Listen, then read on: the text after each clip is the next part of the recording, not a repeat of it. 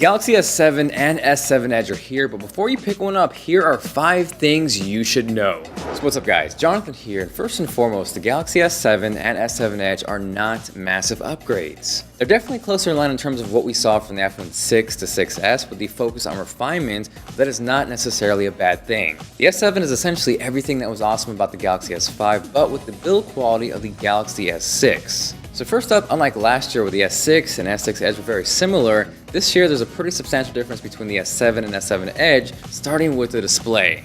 The S7 remains the same as the Galaxy S6 with a 5.1-inch display, but the S7 Edge jumps up to 5.5 inches. They are both AMOLED, they are both 1440p, so in that regards, they are freaking fantastic to look at. So really with both, you are getting beautiful displays. It really just comes down to whether you prefer a better one-handed feel with the S7 or a bigger screen to consume your media with the S7 Edge. The other key difference between the two, aside from screen size, is the Edge functionality, hence the name. And with this, there actually is improved functionality, so you're getting a bigger, more pleasing layout to interact with and look at. And me personally, I was never huge on the Edge functionality, but if you use that and you like that, you will for sure appreciate the improved experience on the S7 Edge. Next up is for you SD card lovers. Rejoice, my friends, because the slot is back.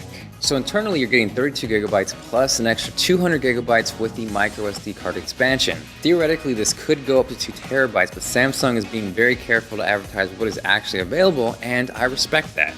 So third up is another key difference between these two, and that is battery life. They are both improvements over last year, starting with the Galaxy S7, which comes in at 3000 milliamp hours. But where we see the massive difference is on the S7 Edge, which sizes in at 3600 milliamp hours. So of course, if battery life is important to you, the S7 Edge is clearly the way to go, but I have a feeling both will be improved over last year, especially with Samsung's always on display. So because it's using an AMOLED screen, the only pixels powered on are the ones you see, which ultimately should lead to better battery life because you're not constantly having to wake up your phone.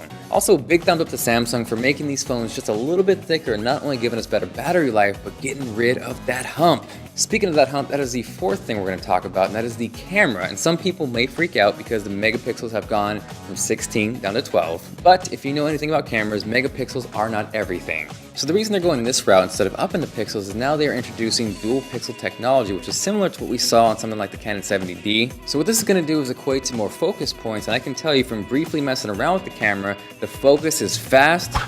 And because I got to check these phones out before they're released, I was not able to get the actual image file or send them to myself. But just getting a chance to review those pictures back on the screen, I can tell you those looked incredible.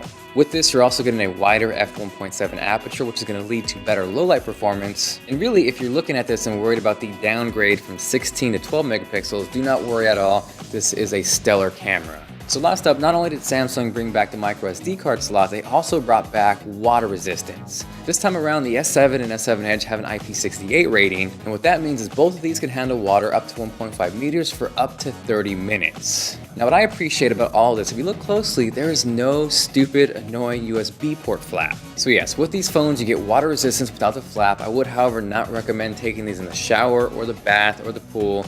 Just in case an accident happens, you should not have to worry. So aside from that, thank you guys very much for watching. Hopefully you enjoyed it. If you did, if you found it helpful, make sure to go damn, Daniel, on that like button. As always, pricing, availability, colors, and everything else you could possibly want to know is down below. If you haven't yet, definitely make sure to subscribe for more S7 and S7 Edge coverage. Let me know what your pick is. This is Jonathan, and I will catch you guys later.